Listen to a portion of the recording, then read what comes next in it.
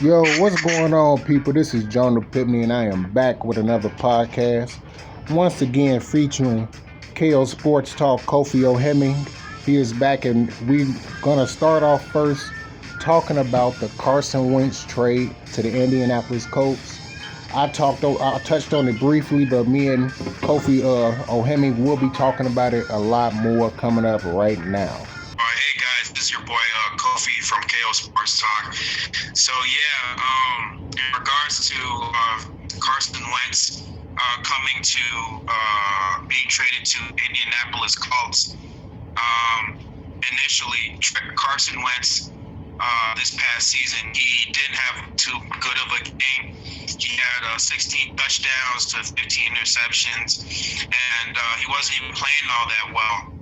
And now that during the offseason, the Chicago Bears, or there have been supposed talks about how the Chicago Bears were pushing to get Carson Wentz. But Carson Wentz, he didn't even want to go to the Colts or to the Indianapolis Colts. He didn't want to go to the Bears. He wanted to go to the Colts. And so supposedly the Bears had a better offer to get Carson Wentz, but initially the Bears said that they never ever made an offer. But Indianapolis, they're able to trade for Carson Wentz for 2 draft picks. One was a 3rd round pick, and one was a conditional 2022 second round pick that could turn into a first. So that's interesting to see what the Colts gave up to get him, and so we're just gonna have to see how this next season plays out, because we know that Carson Wentz, he's going to a different situation. He's going to a new situation, a new fresh start, where he's familiar with Frank Wright, who was with them during that 2017 season where they won the Super Bowl, and he had that MVP caliber season. So we just have to wait and see how Carson Wentz does with this team, because now he has a good offensive line. He has a good run game with Jonathan Taylor, Nyheim Hines, and a good wide receiver core in T.Y. Hilton. So we're just gonna have to see what goes on this upcoming season. So Yeah, that is true, because initially when I seen the trade, I was like, well, basically the Colts just got fucked over, because Carson Wentz was basically one of the worst quarterbacks of that 2020 season, along with Nick Foles. But then I had to really think about it and put everything in perspective, really, that he didn't have an offensive line. His receiving core was down. And now you put him on Indianapolis, who actually gave Phillip Rivers a little bit of a resurgence, because we know that Phillip Rivers throws picks like crazy, just like Carson Wentz. But his interceptions went down because he had a better offensive line to help him out, a real good running game, and he had dynamic receivers. So he really had a way better core. And now we're having Carson Wentz there, who has just as good of an arm as Phillip Rivers, just as mobile, way more mobile than Phillip Rivers. I was like, Carson Wentz could possibly turn it around and have a way better season that he had, something similar that he had in 2017. And that's something I was thinking at that time. Now, of course, it remains to be seen, because the 2021 season hasn't started.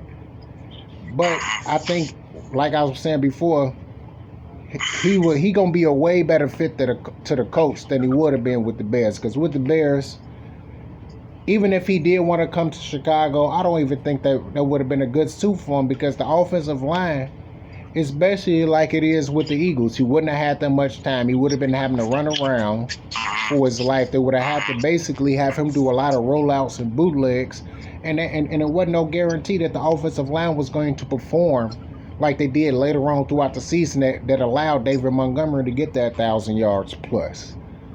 That's basically what I was thinking at that time. So I was like, I don't know. But like I said before, it still remains to be seen. And like you said before, we definitely going to have to see how that's going to transpire throughout basically next season.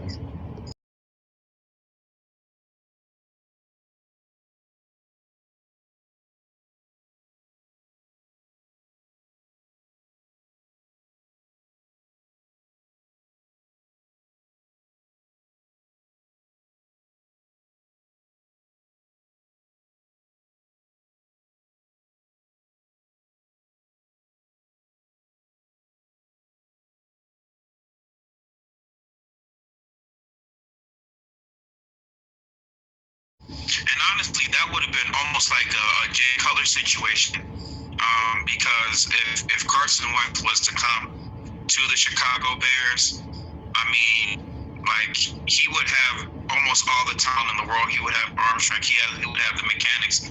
But the only thing is, he wouldn't want to be in a situation like Chicago, where he has to deal with this coaching staff who he may not even like. And it almost would have been like the same thing with Cutler. You know, he just really didn't care that much about, playing for the team or his teammates. So, I mean, I think this was really good. The Bears didn't get him, or even consider trying to get him. I mean, even what they thought, or what people were presuming to be saying that they will get him, I'm really happy the fact that they didn't get him, because if we were to get him, then it would have been really bad for this team. It would have been bad for both sides, because, like you said, with the coaching staff, Matt Nagy did not conform to Mitchell Trubisky. What makes you think he would have conformed to Carson Wentz? He wouldn't have. He'd have told Carson, just like he told Trubisky, basically conform to my offense, or he probably would have benched him for Foles, and then Carson Wentz would have been sitting there looking crazy like, what the fuck? Did I come here for this? I really came to Chicago to get benched by Nick Foles again. That's another thing that would have, I know, right, if that would have happened right then and there, he would have been saying, get me out of here. So that means the Bears would have gave up possibly first-round picks, because I think that's what the Eagles was asking the Bears to give. Gave up some first-round picks for him. So that means not only we would have gave up first-round picks. Well, I got to stop saying we. The Bears would have gave up first-round picks.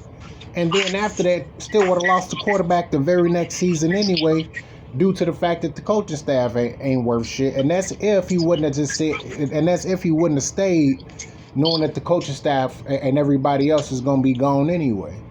So he probably would have had a fresh start, but at the same time, he still would have been stuck with a terrible offensive line. The questions about if Allen Robinson is going to be here or not, that's still up in the air. We still don't know if the team is going to be moving around anybody on the defense. And we still have a lot of questions about what the Bears is going to do in the draft. So we don't know what's going to happen leading up even before the draft anyway. We don't know because there's been so many bonehead picks early in the draft that pisses off. But the GM Ryan Pace always pick everybody great in the third, fourth, fifth, sixth, seventh round, but he can't find nobody in the first and second. It's usually everybody in the first and second is trash. So we really don't know what the hell to expect from that, and that's what make it even rough. But Kofi, what do you think is gonna happen in the NFL draft? To tell you the truth. What I think is going to happen in the NFL draft is that I think that the Bears are going to trade up to at least the top 10 pick to get a quarterback, because we know how desperate this front office is. We know how desperate Ryan Pace and Matt Nagy is to get a quarterback that can help mortgage their future, to help at least make them relevant in the season, because they're pretty much playing for their job. And we know with Mitchell Trubisky, I mean, everybody, are saying that Mitchell Trubisky, he really didn't do nothing for the team, really didn't do too much, but, I mean, he really helped save their jobs, if you really think about it. He helped to save Matt Nagy. He helped to save Ryan Pace's job from them being canned. I mean, if you looked at prior to that Green Bay game and prior to the New Orleans Saints game, I mean, that team, Trubisky was playing like a top 3, top 5 offense in the NFL, averaging over 30 points. Total yards was like over 300, 400 yards worth of total yards. Yeah. You had David Montgomery, who was playing like a top 3, top 5 running back. Yeah, I think he rushed for like 650 yards in like 5 games. Some shit like that. Yards, yeah, he was 5th in yards at the end of the season. Right. So that really tells you, that gives a testament to the caliber that some of these players are. Or when Matt Nagy changed the coaching or the offensive coordinator to Bill Lazor, you saw how completely different that team was when they had Trubisky at the helm. Yeah. And so, if Matt Nagy was still doing this play calling, I mean, we would have been like 5-11, 6-10 at best. Yeah, to be honest with you. And sadly, he took back over. He said I was splitting play calling, but everyone can see the difference in the play calling between when Bill Lazor called the plays and when Matt Nagy called the plays. When Bill Lazor called the plays, everything stayed in front, but he always had somebody going deep for a deep option route. So just in case if they open, Trubisky can get it to him. Every time Matt Nagy called the plays, everybody ran the same damn routes, 5 to 10 yard routes. That was it. And usually what was the only thing that was getting open was those 5 yard routes. So if they sitting on them routes, why didn't the play call come in for it to be double moves or anything like that? That's what always got me with when it came down to Matt Nagy. That's why I'm like, that's why I never got mad at Trubisky like that. Like yeah, of course he does have mechanic mistakes. He does have at times he laps with decision making skills at times, but overall he still had like a good as good of a record as a starting quarterback than majority of the guys that was in the league. Most guys in the league, if you look at their stats and you match it up with Trubisky from the time he came in the league in 2017 and now, most of those guys that's in this quarterbacks is not even starting quarterbacks. Right, I'm talking about beyond the Hall of Fame quarterbacks. A lot of those guys don't even have a winning record. Most of those guys that were starters in 2017 is not even starters now.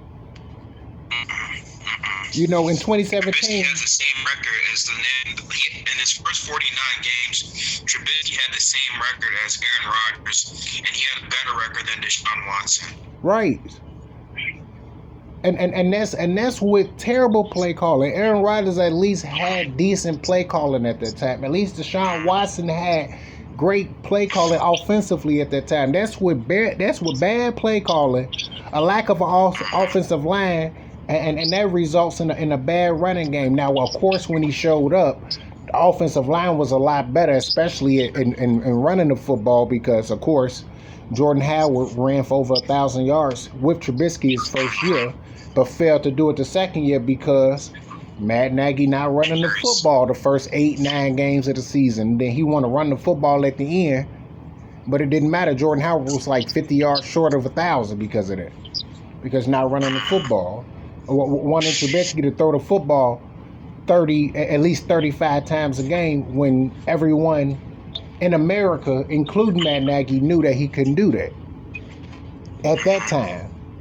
You know, and we know that Trubisky, he wasn't a great thrower of the ball, you know, and that's why even John Fox, man, like John Fox, if you saw his first year, Trubisky's, his rookie year, you saw that John Fox, he didn't allow Trubisky to really throw the ball that much because he knew that Trubisky was not too much of a great thrower. He knew that he had to give the ball to Jordan Howard. So with Matt Nagy trying to make Trubisky into something that he's not, you saw that he was setting him up for failure. Yeah, especially in 2019.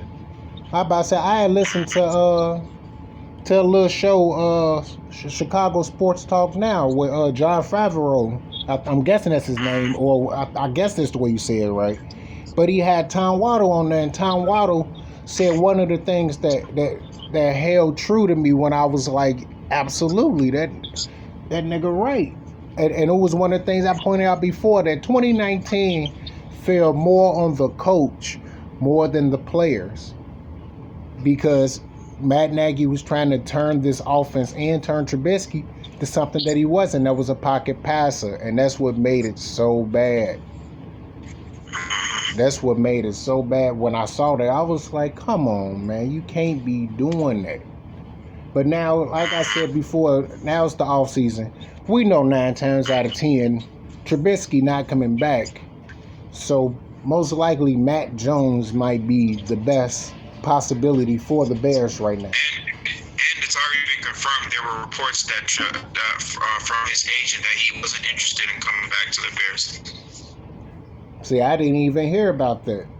There were reports on it. I'm pretty sure. That's why when he went ahead and got married, he already washed his goddamn hands with it. That's why he was smiling so hard. He said, I don't give a fuck. Fuck that shit. He's like, I want my hands clean of this team. I'm tired of you, Matt Nagy. I'm out of here. Right. Listen, the way the city and the way management treated him, that's what make it so bad. That's really what make it so bad, is the fact that the coaches and management did not give him a full fair shot like I think they did, like they were supposed to. But in the end, you know, unless the Bears can find magic in the bottle, you know, at quarterback in the draft or in free agency and shore up that offensive line, it's going to be another 8-8 season at best, and at worst 5 games, 5 wins. That's it. 5 wins, 4-12. Yeah, and they better hope that the quarterback is mobile with his offensive line. They better not throw the ball, get the ball out quick. Right. You better be able to get that ball out quick, or you better be mobile as hell, because if not, he gonna get hurt. He gonna get thrashed. Straight thrashed. You gonna get toasted immediately. We already seen what happened to Nick Foles. You know, that brutal ass 65-year-old man. It's gonna end bad. He has the body of a 65-year-old man. He has the body of a 65-year-old man. No, he got the speed of a 65-year-old man. That man run a 6'7" in his 40. Listen, you know you not fast when 340-pound defensive tackles is catching your ass from behind. And I ain't talking about no shoelace tackle. I'm talking about jumping on your goddamn back and you took off running. That's how you know you ain't fast. That's how you know you need to go sit your ass down somewhere. Because the NFL is not like quarterbacks that's like Nick Foles, Tom Brady, even though Tom Brady got way more mobility than Nick Foles. But when you a pocket passer like that, Roethlisberger, all those quarterbacks were not mobile. Right. Well, Ben Roethlisberger way more. I take Ben Roethlisberger mobility over Nick Foles any day, because that nigga at least will take off running. He might not be fast, but he'll take off running. Early in his career, before he gained that extra 30 pounds, that man would take off in a minute.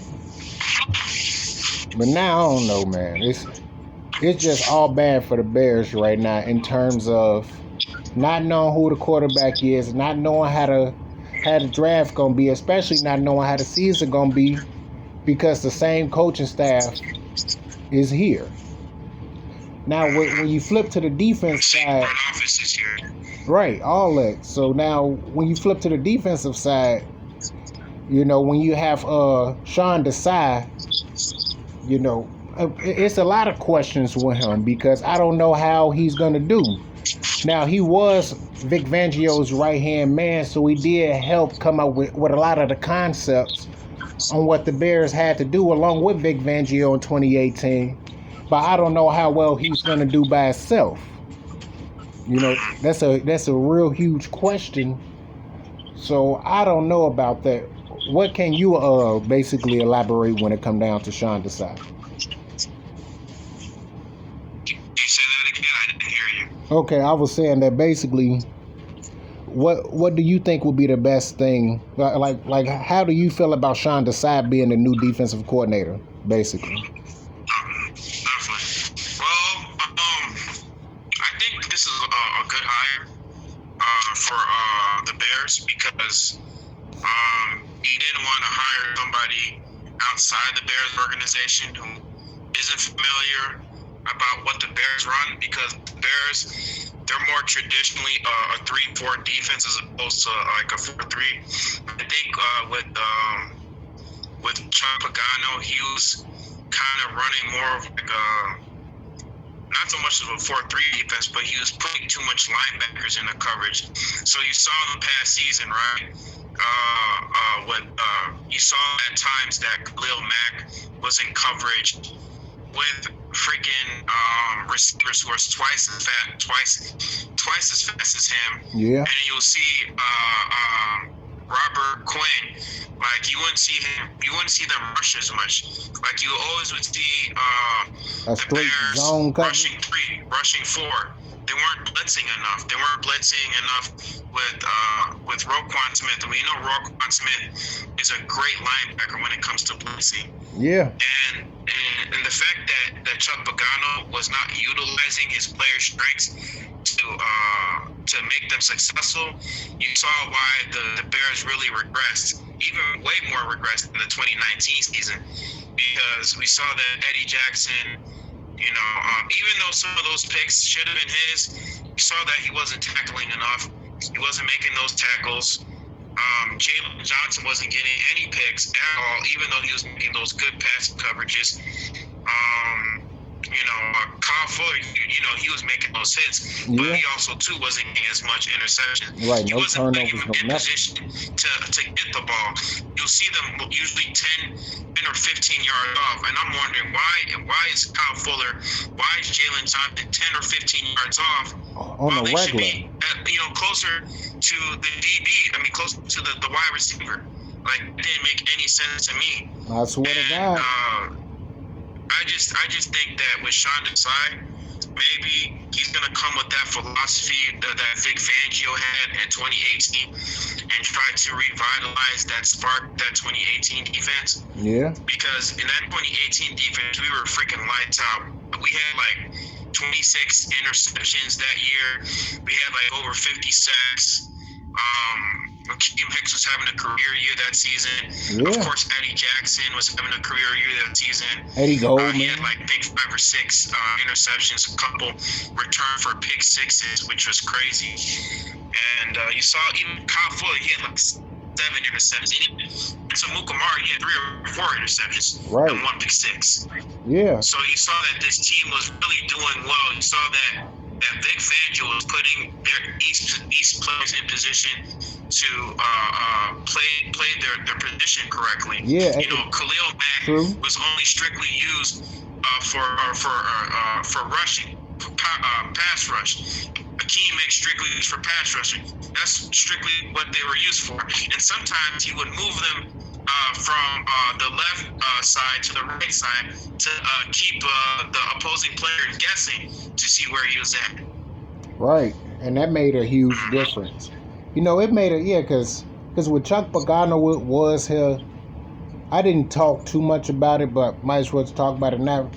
He mainly put the team. He mainly had almost everybody in zone most of the time, and if not that, he would run like a always like you got a 3-4 defense, but it's always a single high safety. It was like he ran a modified 3-4 defense, more like a 4-4 defense, like fucking high school. That's the only time I really seen a 4-4 defense used on a regular. High school and college, depending on where you at, and that's why I really didn't understand. Like, why was Eddie Jackson always in the box when he's a ball hawking safety?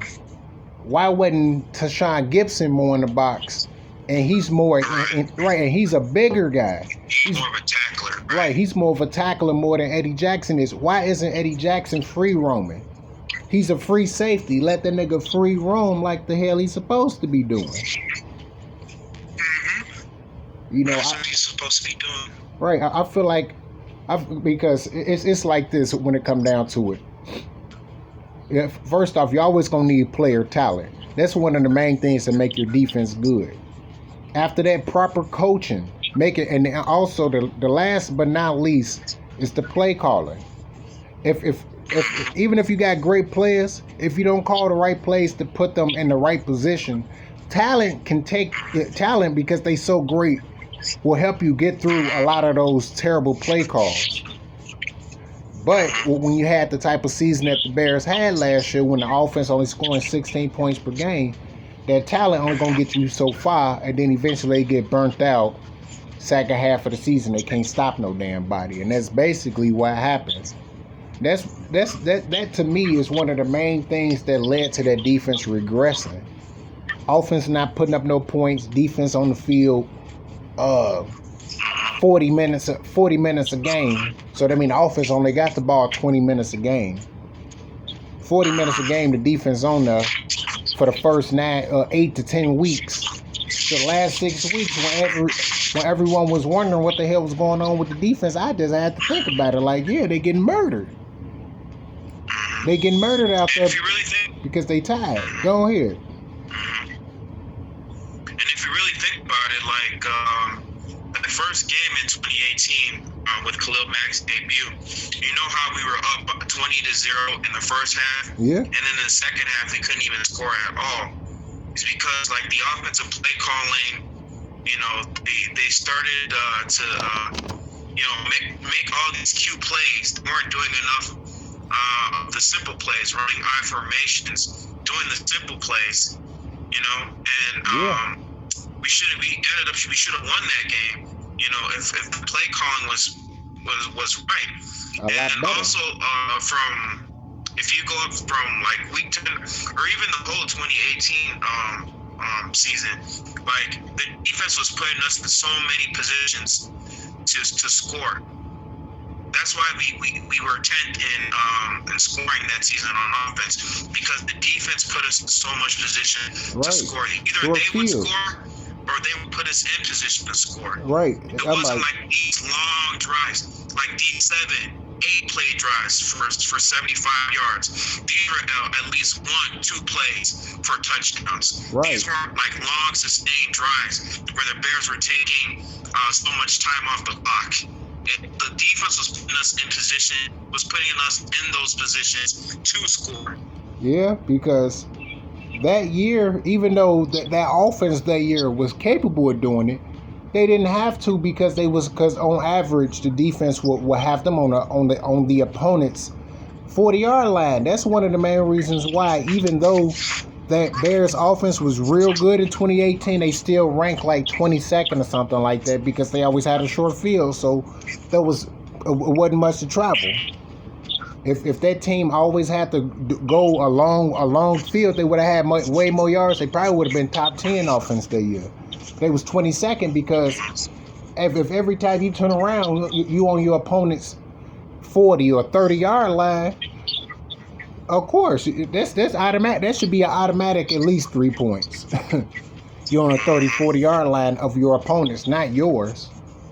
So that definitely made a difference. But anyways, man, enough of that Bears talk. We're going to transition now over to some more Chicago sports. Right now, we're going to be talking about the Chicago Bulls, and Kofi Ohemeng is going to lead the charge on this one. Go ahead, Kofi. All right, guys, man. So on to Chicago Bulls news. We see that the Chicago Bulls right now, they're 12-16 right now. Right now, they're almost halfway through the season, you know, going towards the All-Star season or All-Star game. So a couple of players that have been standing out, of course, is Zach LaVine. So Zach LaVine right now, he's really been killing it for this team, as always.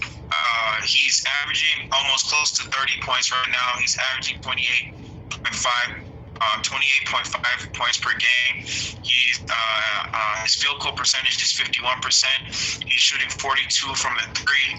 He's averaging 5.5 rebounds, 1.1 steals, 5.2 assists. So one thing that really stood out to me with Zach LaVine's progression is that you see that every season in his career that he's been getting better in terms of his points and also his defense. I see that in most of his games. When I ever see him play, he's always trying to guard the best player. Like yesterday against the Philadelphia 76ers, even though they lost, you saw that at times he was guarding Joel Embiid. And Joel Embiid, even though he had 50 points, you saw that he made some key blocks against Joel Embiid. You saw that he kind of stole the ball away from him. And you see that every time that when the Bulls play a really top team in the league, you see that Zach LaVine is usually taking more of the brunt. And another player that's also been standing out is Patrick Williams. Patrick Williams, he's a young rookie. He's only 19, one of the youngest players in the league. He just turned 19, if I'm not mistaken. But you already see that he's already growing into the NBA. You see that he's growing into. You see that he's kind of getting big, kind of trying to get more of an NBA body. You see that he has a very good defensive stance. Even LeBron James has mentioned Patrick Williams, saying that he has Kawhi-like type hands. He has big hands. He has a long wingspan. He has a lot of good putbacks. He makes a lot of good putback dunks. You see that even though he's a rookie, you see that he's very mature and that he's trying to learn from his mistakes. And you see that he almost kind of tailors his playing style to Kawhi Leonard in some type of way. And then you have a couple key pieces on the team, like veteran players. Thaddeus Young has been playing these past couple games. Yeah. He's been averaging around 13 points, 6.5 assists, and 8.5 rebounds. And the way Thaddeus Young has been playing is that he's also trying to set up his teammates. He's been trying to set up his certain schemes that Billy Donovan runs. You see that he sets up his teammates very well. And also with Garrett Temple also has been stepping up for this team as well. Yeah. He's been one of our best guards out there who's been playing really well. He made a couple key three-point shooting against like the Dallas Mavericks. He made a couple key threes in that game. He's made some key points against the Indianapolis Pacers, along with Thaddeus Young. Thaddeus Young has been killing that game. He killed in that game. And you see that these veterans, they've been picking up this team, even though our starters hasn't been playing too well. Kobe White, he hasn't been playing too well because Billy Donovan has been trying to make him much of a point guard. And we know that with Kobe White's playing style, he's more of a shooting guard rather than a point guard. And so I think that Billy Donovan, he's trying to make adjustments to his team, and trying to make the right type of playing style so his teammates or his players can get acclimated to playing the right style. Yeah, I think spreading that ball around. It's not a matter of fact that these players can play. It's just the only thing that's really setting this team back from having those types of wins that they want is that they're having a problem really trying to find an identity for this team. And so Billy Donovan, I think he's doing a really good job trying to help this team find an identity, because that's what this team really needs. They need to find an identity so they can win more games. And once they find their identity, you're going to see that they're going to start stringing like 5, 6, 7 game win streaks. Okay.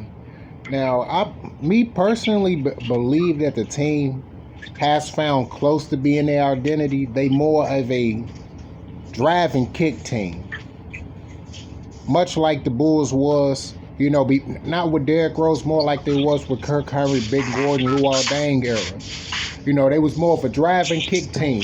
Drive to the hole, kick it out, spread the ball around, shoot the open three. Now, one of the key things to me that they missing, much like they was missing a little bit at that time, but they still did have Joakim Noah, Pau Gasol during that time period, someone that was able to score the ball a little bit. They missing a center that can consistently make a team pay offensively, not just on putbacks, not back, not just on alley oops, but someone that can score on the ball. Like you can get in the post and they can still score the ball, rather they backing you in or a fadeaway jumper or something like that. If they leave your center open, he knocked down the open jumper from the wing or something like that. I believe that's really what the Bulls is missing. And if they did have that center like that, then I think the Bulls' chances will go up, because they're in the games because, Zach LaVine being consistent all year, at certain times, Kobe White step up like he did early in the year, way early in the year at the end before he fell off a little bit. That's basically what they missing. They have their point guard, even though Kobe White is still struggling to try to find his identity, whether he want to be a passer or a scorer. He just going to have to find a way to balance both of them together. Improve his passing, and his scoring going to become a lot easier. Because that's the only thing that's really holding Kobe White back. Now, his passing has improved drastically from last year. Even though I'm gonna tell you guys now, I really have not been watching too much Bulls basketball, but I have watched enough to know what's going on, and I know that Kobe White passing has improved drastically. His turnover numbers is down drastically from last year, but once he gets his passing still not up to par what an NBA level point guard should be. Now, once he gets it at least close to that, and if not at that level, because he is so good at scoring the ball, that's when you're going to see him now putting up 18 to 20 points per game, having 7-8 assists instead of having 5 assists. He'll have 7-8 assists per game. And plus, he's decent enough at getting the rebounds, so that means rebounds stay somewhere between 3 to 5.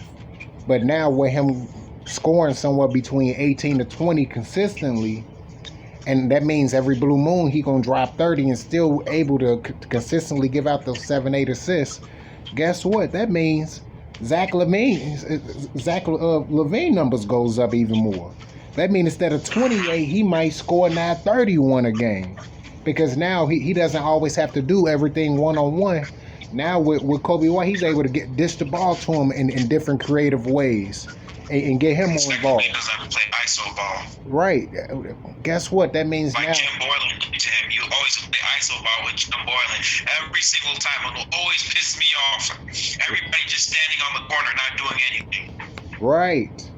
And that's what I like about Billy Donovan as a coach. He's trying to make sure that everyone, even though Zach LaVine still do play ISO ball at times, guess what? His assist numbers up because Zach LaVine is buying in. They're all starting to buy in, even though their record is not reflecting how much they buying in, because they don't have the talent, but they're buying in more. You can see them buying in a lot more, and that's the reason why Zach LaVine's scoring numbers is up, and his assist numbers is up, his rebound numbers is up. That's why you see Kobe White be a little bit more consistent. That's why you see Thaddeus Young be a little bit more consistent this year than last year, because it's not so much ISO ball like you said. That's what makes a huge difference when a team is able to get everybody involved. That's why. I don't care what anybody says, because coaching does matter. Any level of sport that you do play. Absolutely. I mean, at times, unless you have a superstar player, but even if you do have a superstar player, you want to make sure that a coach is able to make sure everybody buys in. You want to make sure that from your best player to your role player, everybody is on the same page. Right. Because if you have a horrible coach, you may have the most talented person on your team, or have the superstar on your team, but if you don't have the right coaching or the right coaching staff, more times than likely your team is going to fail. Like, case in point with Jim Boylan, you saw that the team didn't buy in. You saw that during at times when, if you remember the game from last year when we faced the Dallas Mavericks, you saw that Daniel Gafford was injured on the floor, and Jim Boylan refused to call a timeout even during the game when the game was still going on. Rick Carlisle had to call a timeout when he had to call a timeout on the opposing team. And so that said a lot about what the coaching staff did. They don't really respect you. They don't buy in. You saw that Zach LaVine didn't care too much about Jim Boylan. You saw that the team, whenever they won a game or something like that, you saw that when Jim Boylan was trying to give him a half five, like they wouldn't even acknowledge him, because they saw that they didn't respect this coach because the coach didn't respect them. Right. And you see that from with Billy Donovan. Billy Donovan, everybody is playing for everybody is playing with him. They're buying into his system. They enjoy it. It's not only because of the reputation that he has. It's because of his personality, what he brings to the table. Yeah, because if I just say it like this, being a likable coach makes it easier for the players to buy in. It's okay to be a drill sergeant at times, because guess what? Tom Thibodeau was a drill sergeant coach, but at the same time, everybody loved playing for him. Because guess what? He held everybody accountable.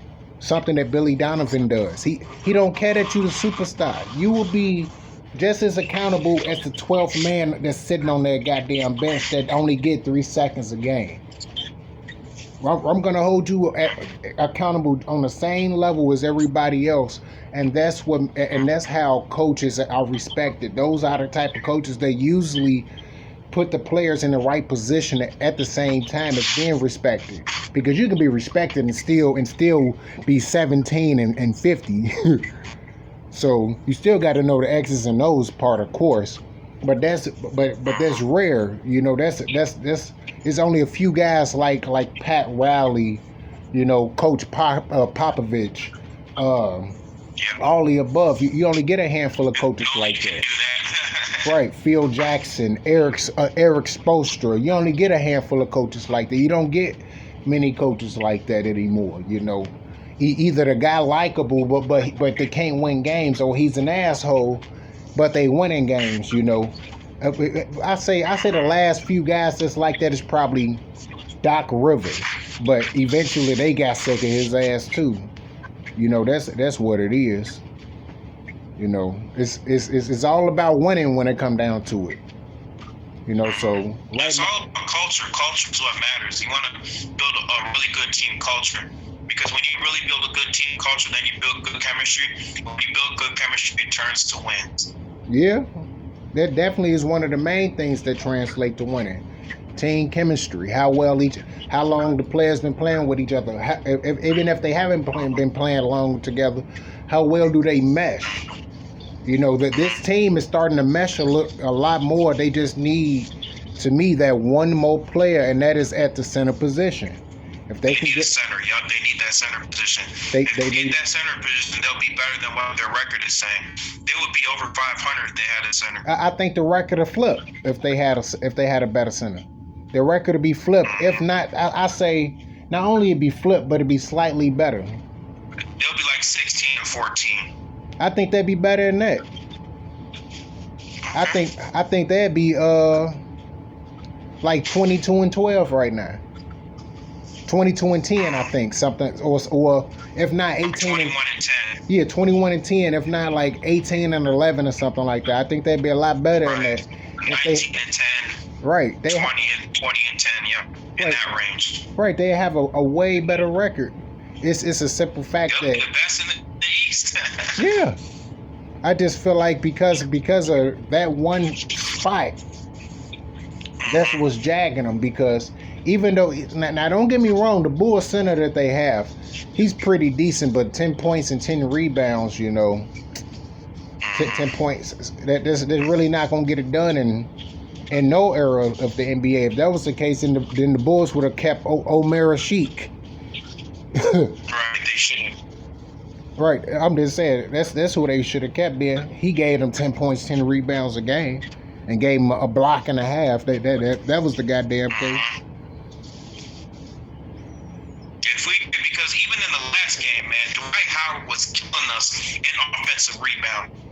Like, I saw some highlights of the game. I saw that Dwight Howard was killing us in the rebound. Like, because we need a center. We need somebody who can bang down low, that can get dirty. Someone who's like a traditional center that can be a rim protector, that can get the ball, make those timely blocks to set up his team in the right position to score.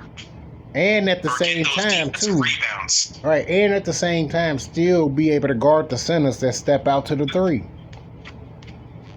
That's hard to do. It's very hard to find a player like that. You know, it's hard to find a player like Joel Embiid or Kupo. It's hard to find guys like that. It's hard to find. That's why I think that Dwight Howard signing was really good for the Philadelphia 76ers, because it's helping them win more games, and also with Tobias Harris. Tobias Harris has really stepped up for that team as well. Yeah, I expected him to be a breakout star by now. I'm surprised he didn't have it. Right. You know, it's been real rough with that stuff, but hey, you know, it is Chicago sports. All right, guys, this is Kofi from KO Sports Talk. And this is JONETH PIPTNE from JONETH PIPTNE Podcast. And we're going to catch y'all guys later. Just tune in every week. Check us out. Go to both of our pages. Kofi Ohemeng's KO Sports Talk. And, of course, go to my page, JONETH PIPTNE. All right, people. Peace out and enjoy the rest of your day.